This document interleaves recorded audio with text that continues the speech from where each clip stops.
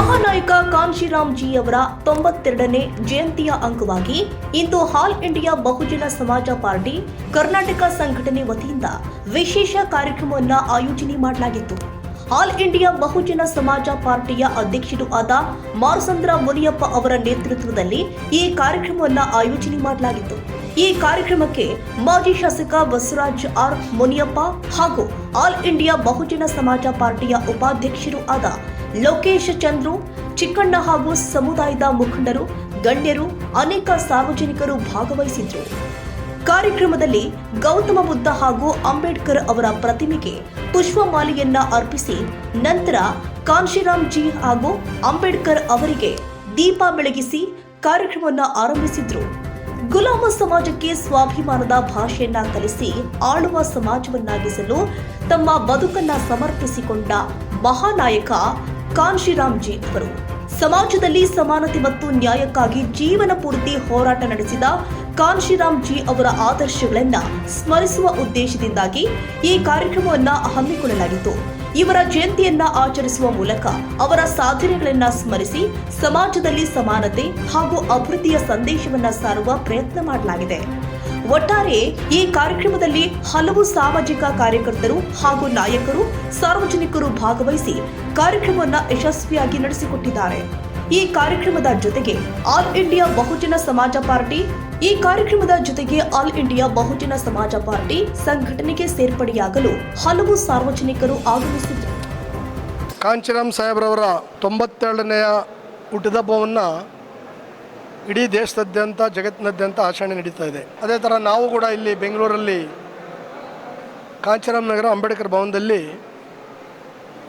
ಇಲ್ಲಿ 100 ಜನ ಕಾರ್ಯಕರ್ತರು, ಲೀಡರ್ ನಾವು ಸೇರಿ ಅವರ ಬರ್ತ್ಡೇಯನ್ನು ಆಚರಣೆ ಮಾಡಿದ್ದೀವಿ. ಕಾಂಚೀರಾಮ್ ಸಾಹೇಬರು ಬರ್ತ್ಡೇಯನ್ನು ಯಾಕೆ ಆಚರಣೆ ಮಾಡಬೇಕಂತ ಹೇಳಿದರೆ, ಈ ದೇಶದಲ್ಲಿ ಭಗವಾನ್ ಬುದ್ಧ, ಪೂಲೆ ಸಾವು, ಪೆರಿಯಾರ್ ನಾರಾಯಣಗುರು, ಪೆರಿಯಾರ್ ರಾಮಸ್ವಾಮಿ, ಮೈಸೂರು ಮಹಾರಾಜರು, ಛತ್ರಪತಿ ಸಾವು ಮಹಾರಾಜರು ಮತ್ತು ಬಾಬಾ ಸಾಹೇಬ್ ಅಂಬೇಡ್ಕರ್ ಅನಂತರ ದಿನದಲ್ಲಿ ಅಂಬೇಡ್ಕರ್ ಅವರ ಸಿದ್ಧಾಂತವನ್ನು, ರಾಜಕೀಯ ಸಿದ್ಧಾಂತವನ್ನು ಅರ್ಥ ಮಾಡಿಕೊಂಡು ಕಾಂಚೀರಾಮ್ ಸಾಹೇಬರು ಒಂದು ತೀರ್ಮಾನ ತಗೊಂತಾರೆ 30 ನಾನು ಮದುವೆ ಮಾಡಿಕೊಳ್ಳಲ್ಲ, ಸಂಬಂಧಿಕರಿಗೂ ನನಗೆ ಸಂಬಂಧ ಇಲ್ಲ, ಈ ದೇಶದಲ್ಲಿ ಒಡೆದೋಗಿರ್ತಕ್ಕಂಥ ಜಾತಿಗಳನ್ನು, ಪರಿಶಿಷ್ಟ ಜಾತಿ ವರ್ಗ, ಹಿಂದುಳಿದ ವರ್ಗ, ಧಾರ್ಮಿಕ ಅಲ್ಪಸಂಖ್ಯಾತರು, ಎಲ್ಲ ಸಮುದಾಯದಲ್ಲಿರೋ ಬಡವ್ರನ್ನ ಒಗ್ಗಟ್ಟು ಮಾಡಿ ಈ ದೇಶವನ್ನು, ರಾಜ್ಯವನ್ನು ಆಳುವಂಥ ಸಮಾಜವಾಗಿ ಮಾಡಬೇಕು ಅಂತೇಳಿ ಅಂಬೇಡ್ಕರ್ ಹೇಳಿದ್ದಾರೆ. ಆ ಕೆಲಸ ಆಗೋವರೆಗೂ ನಾನು ಮದುವೆ ಕೂಡ ಆಗ್ದಂಗೆ, ನಮ್ಮ ತಂದೆ ಸತ್ರು ಕೂಡ ನಾನು ಹೋಗಲ್ಲ, ತಾಯಿ ಸತ್ರು ಕೂಡ ಹೋಗಲ್ಲ ಅಂತ ಕೊನೆವರೆಗೂ ಅವರು ಹೋಗಲೇ ಇಲ್ಲ. ಹಾಗಾಗಿ ಏನು ಅಂಬೇಡ್ಕರ್ ರಾಜಕೀಯದ ಹೋರಾಟವನ್ನು ಈ ದೇಶದಲ್ಲಿ ಬಿಟ್ಟು ಹೋಗಿದ್ರು, ಅದನ್ನು 1984ರಲ್ಲಿ ಬಹುಜನ ಸಮಾಜ ಪಾರ್ಟಿ ಅಂತ ಕಟ್ಟಿ ಈ ದೇಶದಾಗಿರ್ತಕ್ಕಂಥ ಪರಿಶಿಷ್ಟ ಜಾತಿ ವರ್ಗದವ್ರನ್ನ, ಹಿಂದುಳಿದ ವರ್ಗದವ್ರನ್ನ, ಧಾರ್ಮಿಕ ಅಲ್ಪಸಂಖ್ಯಾತರನ್ನ, ಮೇಲ್ ಸಮುದಾಯದಲ್ಲಿರೋ ಎಲ್ಲ ಬಡವರಿಗೆ ಜಾಗೃತಿಯನ್ನು ಮೂಡಿಸಿ ಒಬ್ಬ ಸಾಧಾರಣ ಹೆಣ್ಮಗಳು, ದಲಿತ ಹೆಣ್ಮಗಳನ್ನು ಉತ್ತರ ಪ್ರದೇಶದಲ್ಲಿ 4 ಸಾರಿ ಮುಖ್ಯಮಂತ್ರಿಯಾಗಿ ಮಾಡೋಂಥ ಕೀರ್ತಿ ಯಾರಿಗಂದರೆ ಅವರಿಗೆ ಸಿಕ್ತು.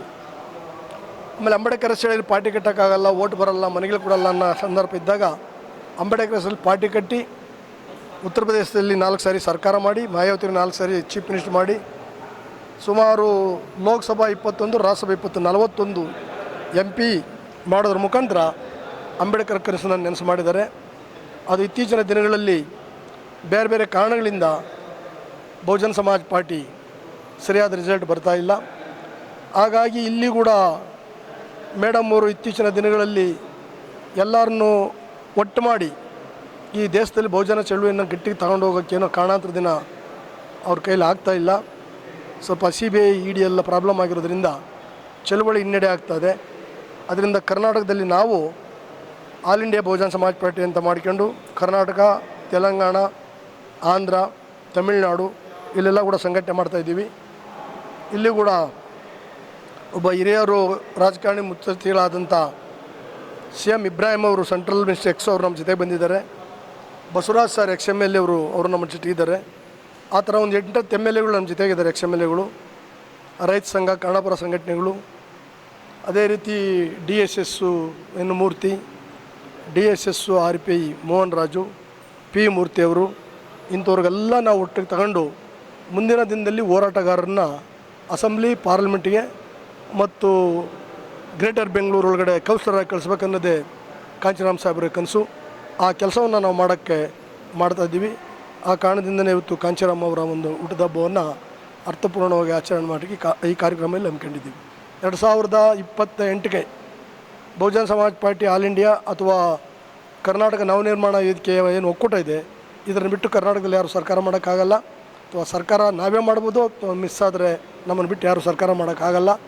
ಅವತ್ತೇ ಈ ರಾಜ್ಯದಲ್ಲಿ SC ST ಸಮಸ್ಯೆಗಳು, ಹಿಂದುಳಿದ ವರ್ಗದ ಸಮಸ್ಯೆಗಳು, ಮುಸಲ್ಮಾನರ ಸಮಸ್ಯೆಗಳು, ಕ್ರಿಶ್ಚಿಯನ್ ಸಮಸ್ಯೆಗಳು, ರೈತರ ಸಮಸ್ಯೆಗಳು, ಕನ್ನಡದ ಸಮಸ್ಯೆಗಳು, ಹೆಣ್ಣುಮಕ್ಕಳ ಸಮಸ್ಯೆಗಳು, ನಿರುದ್ಯೋಗ ಸಮಸ್ಯೆಗಳು ಇವೆಲ್ಲ ಕೂಡ ಬಗೆಹರಿಯೋದು. ಈಗ ಕಾಂಗ್ರೆಸ್ ಮೇಲೆ ಬಿ ಜೆ ಪಿ ಮೇಲೆ ಕಾಂಗ್ರೆಸ್ ಹೇಳ್ತಾರೆ. BJP ಸರ್ಕಾರ ಇದ್ದಾಗ ಕಾಂಗ್ರೆಸ್ ವಿರೋಧ ಪಕ್ಷ ಇತ್ತು. ಅವ್ರು ಹೇಳ್ತಾರೆ ಇವರು 40% ಲಂಚ್ಕೋರರು ಅಂತ. ಈಗ BJP ವಿರೋಧ ಪಕ್ಷದಲ್ಲಿದೆ, ಕಾಂಗ್ರೆಸ್ ಅವ್ರು ಬಂದು 60% ಲಂಚ್ಕೋರರು ಅಂತ ಇವ್ರು ಹೇಳ್ತಾವ್ರೆ. ದಳ ಬಂದು ಇವಾಗ NDA ಒಟ್ಟಿದೆ. ಹಾಗಾಗಿ ಇಲ್ಲಿ ಒಂದು ಆಲ್ಟರ್ನೇಟಿವ್, ಒಂದು ಮೂರನೇ ಶಕ್ತಿ ಕರ್ನಾಟಕದಲ್ಲಿ ಬೇಕಾಗಿದೆ. ಅದನ್ನು ನಾವೀಗಾಗಲೇ 1.5 ವರ್ಷದಿಂದ ಆಲ್ ಇಂಡಿಯಾ ಬಹುಜನ ಸಮಾಜ್ ಪಾರ್ಟಿ ನವ ಕರ್ನಾಟಕ ನಿರ್ಮಾಣ ಆಂದೋಲನ ಶಕ್ತಿಯನ್ನು ಕಟ್ಟಿಕೊಂಡು ಈಗಾಗಲೇ 25 ಡಿಸ್ಟಿಕ್ಗಳಲ್ಲಿ ನಾವೆಲ್ಲ ಟೂರ್ ಮಾಡಿದ್ವಿ. ಮುಂದಿನ ತಿಂಗಳಲ್ಲಿ ಇದೇ ಗುಲ್ಬರ್ಗದಲ್ಲಿ 1 ಲಕ್ಷ 2 ಲಕ್ಷ ಜನ ಸೇರಿಸಿ ಸಮಾವೇಶ ಮಾಡಬೇಕಂತ ಇದ್ದೀವಿ. ಹಾಗಾಗಿ ಅಂಬೇಡ್ಕರ್ ಕಾಂಚೀರಾಮ್ ಅವರು ಹೇಳಿರೋದು, ಈ ದೇಸಾಯಿ ರಾಜ್ಯದಲ್ಲಿರ್ತಕ್ಕಂಥ SCಗಳು ಯೂನಿಟಿ ಆಗಿರಬೇಕು, STಗಳನ್ನ ಒಟ್ಟು ಸೇರಿಸಬೇಕು, ಹಿಂದುಳಿದ ವರ್ಗ ಧಾರ್ಮಿಕ ಅಲ್ಪಸಂಖ್ಯಾತರನ್ನ ಜೊತೆಗೆ ತರಬೇಕು, ಮೇಲ್ಜಾತಿ ಬಡವರನ್ನ ಜೊತೆಯಲ್ಲಿ ತಂದು ಬಹುಸಂಖ್ಯಾತರು ಈ ದೇಸಾಯಿ ರಾಜ್ಯವನ್ನು, ಈ ಒಂದು ಗ್ರೇಟರ್ ಬೆಂಗಳೂರು ಆಳಬೇಕಂತ ಹೇಳಿದ್ದಾರೆ. ಈಗ ಕರ್ನಾಟಕ ರಾಜ್ಯದಲ್ಲಿ ಒಳ ಮೀಸಲಾತಿ ಅನ್ನೋ ಒಂದು ವಿಚಾರದಲ್ಲಿ ಸಣ್ಣ ಪುಟ್ಟ ಅನುಮಾನಗಳು, ಗೊಂದಲಗಳಿದೆ. ಇದರ ಸರ್ಕಾರ ಜಲ್ದಿ ಬಗೆಹರಿಸಬೇಕು. ಈಗ 27ನೇ ತಾರೀಕು ಈಗಾಗಲೇ ತಮಗೆಲ್ಲರಿಗೂ ಗೊತ್ತಿದ್ದಂಗೆ ತಾವೆಲ್ಲ ಕೂಡ ಸುದ್ದಿ ಮಾಡಿದ್ದೀರಾ. 12ನೇ ತಾರೀಕು ಒಂದು 35-40 ಸಾವಿರ ಜನ ಬಂದಿದ್ರು ಇಡೀ ಸ್ಟೇಟಲ್ಲಿ. ಅದು ಜಲ್ದಿ ಜಾರಿ ಮಾಡಬೇಕು ಅಂತೇಳಿ ನೋಟಿಫಿಕೇಷನ್ ಆಗಿದೆ ಅಂತೇಳಿ. ಅದಕ್ಕೆ ನಾವೆಲ್ಲ ಕೂಡ ಅದನ್ನ ನೇತೃತ್ವ ವಹಿಸ್ಬಿಟ್ಟು ನಾವೆಲ್ಲ ಲೀಡರ್ಗಳು ಒಟ್ಟಾಗಿ ನಾವು ಮಾಡಿದ್ದೀವಿ. ಈಗ 27ನೇ ತಾರೀಕು ಅದನ್ನು ವಿಶೇಷ ಕ್ಯಾಬಿನೆಟನ್ನು ಕರೆದವ್ರೆ. ಆ ಕ್ಯಾಬಿನೆಟಲ್ಲಿ ಪಾಸ್ ಮಾಡಿ ಈ ಸಾಲ್ವ್ ಮಾಡ್ತೀವಿ ಅಂತ ಹೇಳಿದ್ದಾರೆ. ಈ ಮೀಸಲಾತಿ ಅನ್ನೋದು ಒಂದು ಕುಂಟಲ್ ಊರುಗೋಲು ಕೊಟ್ಟಂಗೆ. ಕುಂಟಲ್ ಊರುಗೋಲಲ್ಲೇ ಇದ್ದರೆ ಅವನು ಉದ್ಧಾರ ಆಗಲ್ಲ, ಅವನಿಗೆ ಸ್ವಂತ ಕಾಲ ಮೇಲೆ ನಿಂತ್ಕೋಬೇಕಾಗಿದೆ. ಇದು ಮುಗಿದೋಗ್ಬಿಟ್ರೆ ನಾವು SC STಯಲ್ಲೂ ಯೂನಿಟಿ ತರ್ತೀವಿ, ಬ್ಯಾಕ್ವರ್ಡ್ ಮೈನಾರಿಟಿಯಲ್ಲಿ ಯೂನಿಟಿ ತರ್ತೀವಿ, ಮೇಲ್ಜಾತಿ ಬಡವರಲ್ಲೂ ಕೂಡ ನಾವು ಯೂನಿಟಿ ತರ್ತೀವಿ, ಹೆಣ್ಮಕ್ಳು ವಿಚಾರಗಳು, ನಿರುದ್ಯೋಗದೆಲ್ಲ ಕೂಡ ನಾವು ತಗೊಂತೀವಿ.